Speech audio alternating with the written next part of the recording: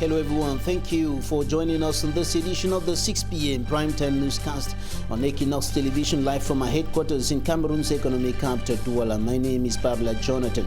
In our top stories in this edition of the news, blood continues spilling on Anglophone soil within the context of the 4-year-long armed conflict in the northwest and southwest regions of the Republic of Cameroon. The manager of Lobe Estate of Pamo Plantations is one of the latest victims of the Anglophone crisis. We're going to be analyzing these, plus the post-election violence and protests in the United States of America, with the senior associate for Africa and the regional director of the National Democratic Institute for International Affairs, Christopher Fomin, who will be joining us in the second part of this newscast from the United States of America and out of the Cameroonian territory. As the COVID-19 figures continue rising in South Africa, the country's president Cyril Ramaphosa is to speak to the nation later tonight, 2 weeks after announcing tough measures, including closures of business places and the sale or the ban on the sale of alcohol in the country. Stay with us.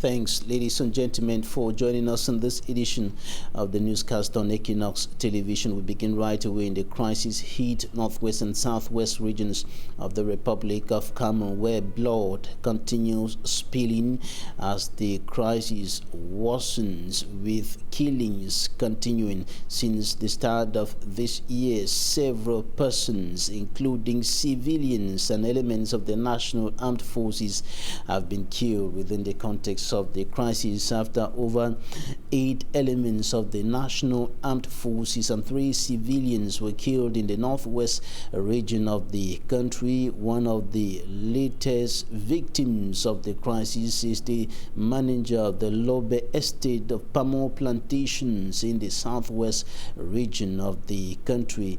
He was arrested and his corpse later found on the streets. We shall be bringing to you greater details on these, and civil society and political leaders have been attributing the worsening situation to the fact that, according to them, the root cause of the problem has not been adequately addressed. And we spoke to Barrister Aneneba Innocent Akufo. He is a counselor and is an attorney and counselor at law in the United States of America, and he is also a human rights defender and a major proponent of decolonization. He spoke to The Inside. Take a listen. It has gotten to a point where violence has become a catharsis. This is what you expect of people. We do, and I do personally condemn violence on both sides. Whether it's from the government or it's from people who are asserting their right in a society that they feel they belong into.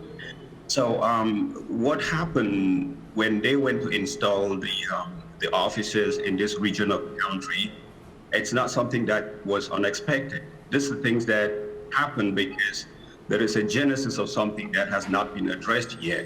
You know, rather than fixing what we're supposed to fix, we try to trench on what, you know, we think it's better for us. When we were growing up, this is not the type of violence that we saw. It has been espoused. This violence has been brought on the people by the regime. And what's the natural reaction when you get attacked? The only thing is you try to defend yourself.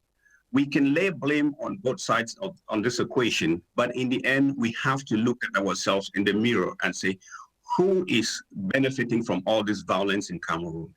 Who is the progenitor? Who is actually orchestrating all this stuff? These guns are not made in Bamenda. These guns are not made in Douala. These guns are not made in Yaoundé or wherever. You know, these guns have been imported from the West or whichever part of the world to kill you Africans. I don't know when we will see this and realize that we are beating the white man's war in all this stuff. And they bring these guns and you are championing, thinking that you're trying to champion a cause for the country. You are not. You are working for the white man. That is exactly what you're doing. This is another level of slavery that we've gotten ourselves into. And until the average Cameroonian sees the difference between this and the original form of slavery. The guns, the ammunition will flow. People will become very, very creative, make their own type of devices, whether it is the government or the people who are asserting their rights of freedom in a society that they feel they belong to, which is their society. These things will always continue until we find a perfect solution. We have to build a land that we leave behind for our children to look into and say, this is what my forebears did for us. We cannot be having this pro-West mentality, trying to keep, colonialism at bay in Cameroon and think that you would succeed. So again, death is death. We don't want to lose human life because of power. And this is the excesses of power that we're seeing, whether it's in Cameroon, whether it's in other African countries, whether it's in the United States or where in the world. This is where the aristocracy, the oligarchs, feel that they've gotten all their grips in power, and they don't look at those people who are downtrodden, and they feel that they have a grip on what they can manifest as their portion of power. This is what happened. At some point, we Africans, we Cameroonians, you have to sit down and look in retrospect. What have we done wrong? We cannot keep digging because we have power and we feel that we would end up with the right solution. They would never be the same. Barrister Nineba Innocent Akufo, attorney and counselor at law in the United States of America and human rights defender, major proponent of decolonization, speaking to the inside, and equally speaking to the inside over the weekend. Padia Sanga, civil society activist based in Hamburg, Germany, says that the problem is persisting and worsening in the two English-speaking regions of the country because the government of Cameroon is not listening to other stakeholders, is not listening to the people. He thinks that some of the incidents occurring in the northwest and southwest regions of the country could have been avoided if government was proactive. Take a listen. Don't celebrate the death of a military personnel, police officer, or anybody in the armed forces. Neither do I also celebrate the death of Amber boys. They are all Cameroonians, and we regret because the pulse of every nation is its population and its working force. But you want to understand that we have gotten into a situation where people are struggling to position themselves because come what may, Mr. Biya would not be there by virtue of nature and his age. Mr. Babila, you know, Ambazonians sent some boys to go to Pakistan and be trained how to make explosive. And when they came back, I don't know if the government people, they had this information, but that is the result of what they say they were going to plant popcorns and all sorts of things. So it is because we have a government that is not listening, and they think that they know it all. These guys, when they came back from Pakistan, that is what they planned to do, and they said they were going to disrupt regional elections, they were going to plant bombs, and they were no more going to be fighting with arms because the capacity is not there, and you know that the funding is not coming. But to produce these bombs is very, very cheap, and the intelligence that we have as far as these issues of what happened in Momo is concerned, it's that one of our sister, who is a journalist, was attacked also in that convoy, and she lost her life, which is a very regrettable thing. And all the blame goes on the Jacobini system in Yaoundé. We regret it, and we want to let the government understand that we are not going to sit and watch them do. It is time for them to take their responsibility, because they pretend to want to protect our people, and we don't know why it is happening now that all this information that are being leaked out, they did not do anything in that light to protect lives and preserve life, Babila. So it's a very sad situation. We know where it is coming from. Now you're attributing those incidents to the pro-independence fighters, but at the same time, you're blaming the Yaoundé administration. Why? You know, the Yaoundé administration fabricated Ambazonia because we already knew from time immemorial that there were some Anglophones who were agitating and were always they have always had this idea of picking up weapons and fighting the government. But I will blame the government because when you are in government, you have to predict and you anticipate what is going to happen. But you don't just sit there and when things happen, you start reacting. It doesn't work like that. No government functions like that. Governments have projections they project in about 50, 30, 25 years. The Cameroon government is always reacting. It's always late in the way it does its own things. So I'm not going to vilify the Ambazonians and vindicate the Cameroon government. It doesn't work that way. And soldiers have been on the ground in the northwest and southwest regions of the country, according to the Yaoundé administrative authorities, including the Minister of Defense, the Minister of Territorial Administration, the Minister of Communication, and other persons fighting to protect the people and their properties, fighting to protect the territorial integrity of the Republic of Cameroon. Some of them have died in the cause, some of them have died in the discharge of their duties in the two English-speaking regions of the country, and those who are still alive still there, and some of them have been awarded, they have been recognized for their efforts in the Anglophone crisis context, and they were awarded some medals by the governor of the Northwest region. Adolphe Lele-Lafrique Stella reports from Bamenda. These awardees are serving the nation in different capacities within the military and gendarmerie in the Northwest region.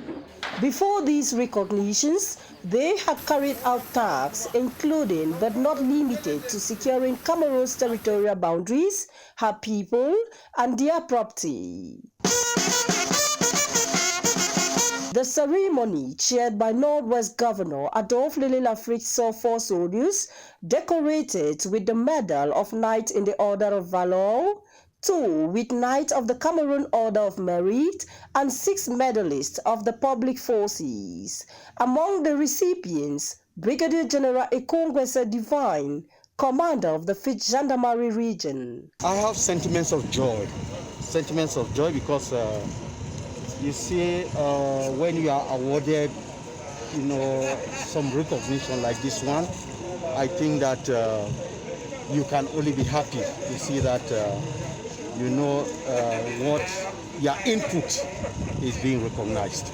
Also, Colonel Mathias Chalaleng, commander of the 51st Motorized Infantry Brigade, was specially recognized with the medal La Fille d'Or for his contributions in fighting Boko Haram in the Sambisa forest while leading Cameroonian troops within the framework of an operation codenamed Deep Punch 2 carried out between January 1st and March 28, 2018. These recognitions are a moral booster in the face of their missions, some of which are life-threatening, and some who started with these 12 defended the green, red, yellow, and a yellow star with their lives. Onto something else now. Experts see the underdeveloped state of the road network in the Central African Economic and Monetary Community (CEMAC) zone will be the major stumbling block in the process of integration of the sub-region with the African Continental Free Trade Zone. On course, the experts regret that CEMAC will be abandoned behind. Details with Fomi Armstrong-Sander. From Libreville to Bangui, Yaoundé to N'Djamena, the road transport network remains the major means of transportation and interaction within CEMAC and the Central African sub-region.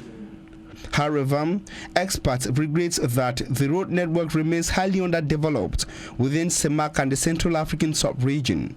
tout est à refaire parce que les échanges sont difficiles. Evidently, because interactions are difficult, access ways are almost inexistent.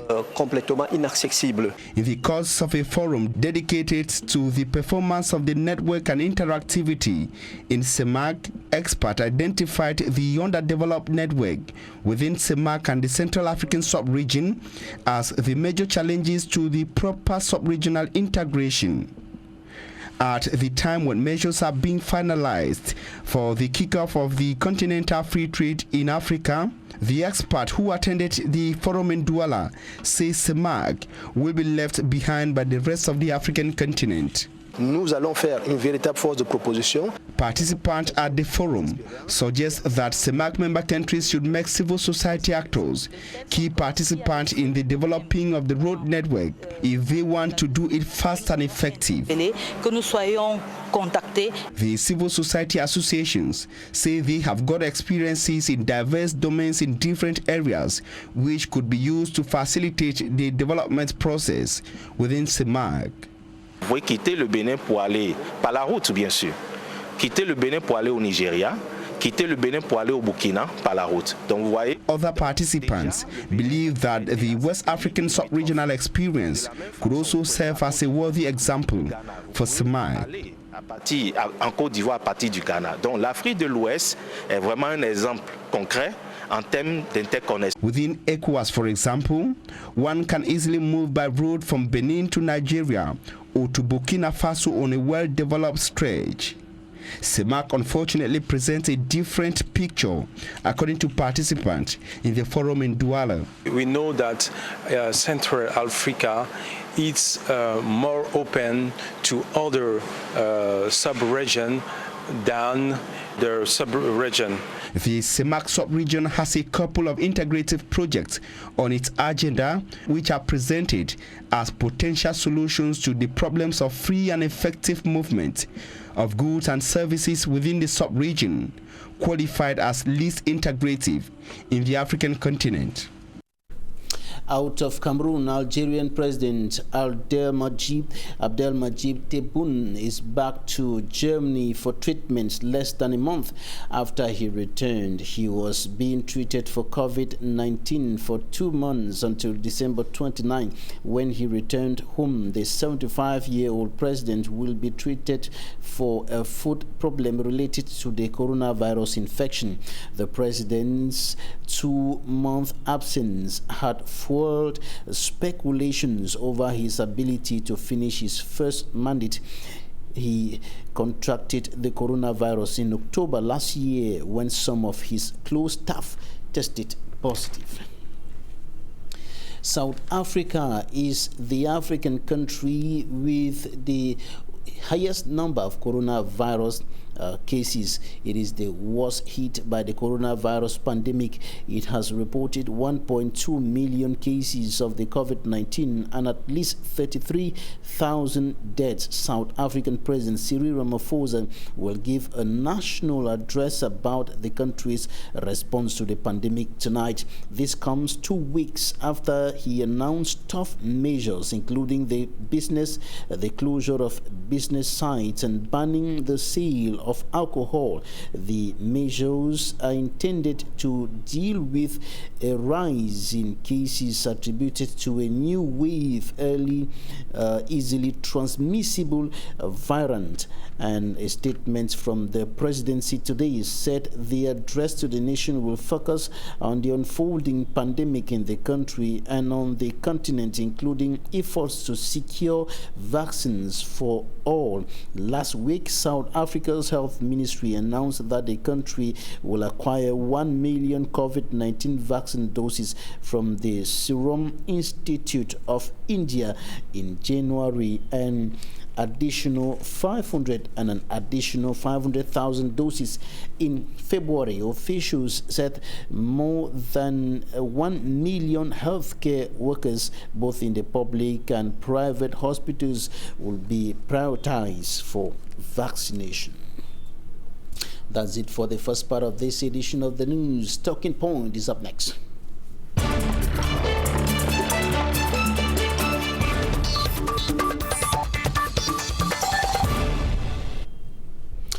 Dr. Christopher Fomunyo, Senior Associate for Africa and Regional Director of the National Democratic Institute for International Affairs, is joining us from the United States. Thank you for joining us today.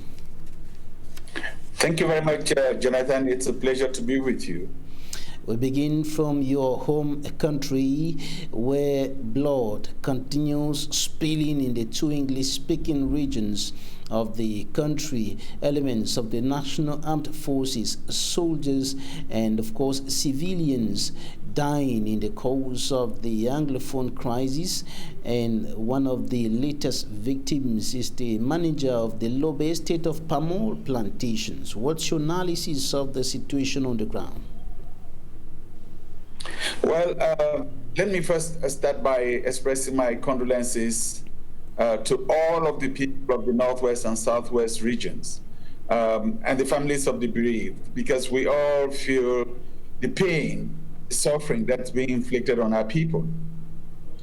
You talked about the manager of palm oil estate, but then on top of that, we've also had a principal in Tinto in Manu Division who was assassinated. We had another principal shot in the leg.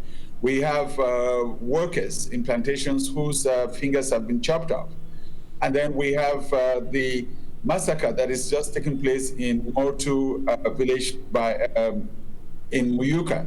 And the list is getting longer by the day, and it's extremely painful to see the level of violence that is now taking root amongst our people, and the violence that seems to be accompanied by impunity and a sense of indifference to human suffering and the destruction that's been inflicted. It's so painful to watch, and I think it comes a point where we all have to stand up and say enough is enough. We have to bring this violence to an end. Enough is enough. We've been hearing this for the past 4 years, but the enough seems not to be enough, as the blood continues spilling, the atrocities continues, even with the efforts of governments to implement the recommendations of the major national dialogue to put in place the regional assemblies, the regional institutions, and trying to solve the problem with other military actions going on simultaneously in the northwest and southwest regions of the country. The killings have continued. You're very right. The killings have continued. And you may remember that in 2017, when the violence and the shooting really began, that I warned at the time that if you take a military solution to a political problem, you're not going to be able to tackle the problem. And collectively, we as a society are going to lose our humanity. And it's so painful to watch that in the past 4 years, we have increasingly lost that humanity. And that today, seeing a corpse by the roadside, killing women and children, killing unarmed civilians, killing professionals or kids just for going to school, as we saw in Kumba not too long ago, that these things have become part of the fabric of society, which really means that we have to sit back and revise the approach that we're taking to this crisis. That whatever we've tried to do in the past 4 years hasn't worked. We have to recognize that, and therefore feel compelled to rethink the approach and to realize that and recognize that these are political issues that are going to be resolved through political means of dialogue, of mediation, of negotiations, so that we can bring this suffering to an end. Violence only begets violence. And right now, I'm concerned not just about this conflict, but I'm already concerned about the next conflict. Because with the suffering that people have gone through, with the thousands of people that have been killed, the thousands of lives that have been lost, the close to 800,000 people that are now internally displaced, the close to 70,000 people that are now refugees in neighboring Nigeria, and even spread in other African countries, in the Middle East, in Caribbean, around the globe, that people are not going to forget and forgive easily the suffering that they're going through. So this is an interpellation for all of us to rethink the approach that is being taken to this conflict and to recognize that violence and military options are not viable, and that we are going to have to sit down and negotiate our way out of the current crisis. Barrister Aneniba Innocent Akufo, an attorney and counselor at law, human rights defender there in the United States, thinks that the atrocities continue because the root cause, the genesis of the problem has not been addressed. What do you think about that? Well, I have said so myself, that until we get down to the root causes of this conflict, the damage has already been done. The psyche of every Anglophone now living in Cameroon is imbibed with the grievances that have been brought to the fore and that have percolated society in the past 4 years. There is not a village now in the Northwest or in the Southwest region where you go to and you speak even to primary school kids, and they don't tell you about the grievances of Anglophones within that country. And so we have to have the courage to sit down and look at each other in the eye and address the root causes of these grievances and of this conflict. And until we do that, the rest is just sugarcoating, the rest is just speeches about a sense of normality which is not there. And then we're going to wake up to yet another massacre. You know, when the school kids were massacred in Kumba, everybody said never again. But Kumba was coming after we had Gabu, after we had Muyuka in the past. And we've not even finished grieving the school kids in Kumba, that we have more to happening now in Muyuka. And then we have the cases that you've indicated with the Pamol manager being killed, or the principals and other teachers being targeted for just trying to open up schools and provide opportunities for kids. This is unacceptable, and we need to recognize that. In the end-of-year address of the nation, of the President of the Republic to the nation on the 31st of December 2020, he said that government has demonstrated political will, its will to solve this problem. But yet, despite that, people like Padia Sanga, a civil society activist, still say that government is not listening to other stakeholders. Government is not listening to the people. Do you think so? Well, the fact that we're 10 days into the new year, and the levels of killings that we've seen from Jikwa through Manyo, through Menchum in Womb, through Ndian, now Kumba and Muyuka, I mean, the things that we've seen in the past 10 days are a reminder that whatever message was delivered on the eve of the new year, it's probably not resonating with the population or with the people who have control over the arms. It's about time that we stop talking and making lofty speeches. It's about time that we sit around table and we sort out our differences. And I think Cameroonians, especially Anglophone Cameroonians, are sick and tired of speeches being made over and over. What they want to see is people sitting around the table in a room and sorting out the differences so we can bring this case to an end. What purpose does it serve to make a lofty speech and then have people being killed, whether they're civilians, whether they're women and children, or whether they're people in uniform? It's just a stark reminder that the approach that has been taken thus far is not yielding dividends. And we have to think seriously about an approach that will bring some calm and an end to the hostilities, the atrocities, and the killings. And I think the sooner we can get to that, the better it will be for everybody.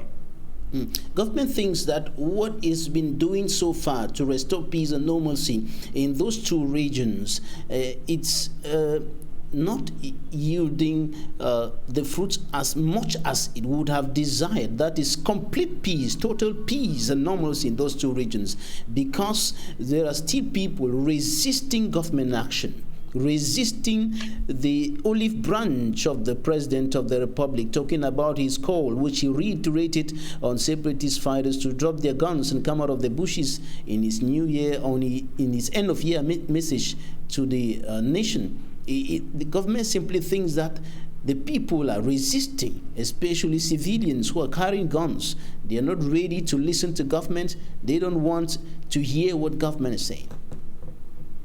Well, I think that if the government truly recognizes that these people are resistant to government appeals, that should be the beginning of wisdom. That should be the rationale for sitting down with the leaders of those groups to begin to find a way out together. Because if making speeches and calling upon them to drop their weapons hasn't yielded fruits for the past 4 years, going to the podium and calling on them to drop their weapons is not going to get us there. What is going to get us there is inviting the leaders of these groups and sitting down in a room, probably starting with a neutral setting, in a neutral platform, with help from mediators or intermediaries, and then sorting out the best way forward together. If a government delegation sat around the table with representatives of these armed groups, and that both delegations came out of extensive negotiations and made a joint communique that said that from henceforth, no gun shall be fired in the Northwest or in the Southwest regions, that I bet that is likely, that kind of joint approach is likely to pay dividends than what we've seen thus far. And I hope that the government officials are listening to this and thinking through how to revise the approach so that whatever calls they make can be listened to. Before we talk about the post-election protests and violence in the United States where you are, briefly, how are you people who are there in the United States managing to cope with the rising COVID-19 figures, with the rising COVID-19, the worsening COVID-19 situation over there? The figures are increasing despite the efforts of the government with all the health care mechanisms put in place, and even the vaccination going on. The figures are continuing to rise with the new variant. How are you people coping there? Well, thank you very much for asking and for worrying about us and the community out here. We're hunkering down like everyone else that is currently resident in the United States. We're respecting the teleworking and the lockdown that's being imposed because of COVID-19. And we're trying to keep our heads down. But as everybody else, we're extremely concerned by the figures that continue to rise. It's very saddening to see that one of the countries with the best healthcare facilities is found itself in this position, where over 300,000 people have already died and millions have been affected, where hospitals are running out of beds, and where all predictions say that the worst is yet to come. So we're really hunkering down. And so you can just imagine for Cameroonians who are resident in the United States, the state of depression in which we now find ourselves, traumatized between what's happening in our home country and what's happening in our host country, and finding nowhere to go and looking desperately for that silver lining that can give us hope we can do better. All right. Now, the latest information from the U.S. indicates that Democrats are planning to start second impeachment proceedings for Donald Trump following the post-election protests and violence. Well, you know, what happened on Wednesday, January 6th, it's really unprecedented in U.S. history. And it did shake a lot of Americans. It also did send shockwaves around the world for people who look up to the United States and people who believe in democracy.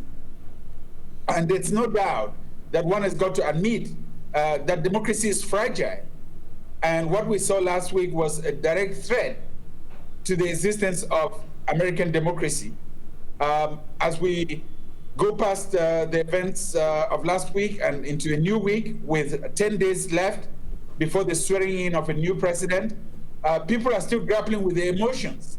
And what we now see in Congress is a call by Democrats mostly, but also by some Republican legislators, that Donald Trump ought not to be allowed to serve the remaining days of his presidency, that he ought to be held accountable for having incited the level of violence and insurrection that we all witnessed on TV screens around the world on Wednesday, January 6th. But obviously, the legislative process got to play itself out, and in the next few days, we'll be watching to see whether articles of impeachment are voted upon, or whether the 25th Amendment to the Constitution is invoked by Vice President and members of Donald Trump's cabinet to determine that he's no longer fit for office. But this is a situation that the United States hasn't experienced in the last century. This is a situation that none of us had anticipated, but it's also a lesson that democracy can never be taken for granted, and it is fragile, whether we're talking about emerging democracies or old established democracies as well. What can African countries speak out of what is happening there? Well, African countries, I know that some of the autocratic regimes of the continent have been jubilating about the fact that American democracy is being tested. But I'm also really heartened by the reaction that I've seen from African Democrats, from civic leaders who have written opinion pieces, who have given interviews to say that what we're seeing is the resilience of the American people, is the resilience of lawmakers who, even after being attacked in the chambers of Congress, reconvened that same evening to make sure that the electoral process was completed as defined in the Constitution. Is the resilience of people who are critical, the media that's covering all of these events and helping the security services, the FBI notably, identify some of the ringleaders of the rioters that attacked Congress last week. It's the strength of institutions, the independence of the judiciary, the fact that Donald Trump petitioned 60 courts, filed 60 petitions before courts of law, and the courts did not allow themselves to be influenced just because he was president of the republic. It's the commitment of individual office holders, the poll workers, the Secretary of State of Georgia, who received a 1-hour phone call from the President of the United States and refused to yield. So these other good things are happening and are testament to the fact that as long as each and every one of us is committed to the democratic process, we can help the institutions function, and we can help the process withstand the shocks, even of leaders of autocratic tendencies. Dr. Christopher Famuyo, Senior Associate for Africa, Regional Director of the National Democratic Institute for International Affairs. Thank you for joining us today. Thank you for having me. Thanks, ladies and gentlemen, for staying with us. That would be it for today. Equinoxe is up next.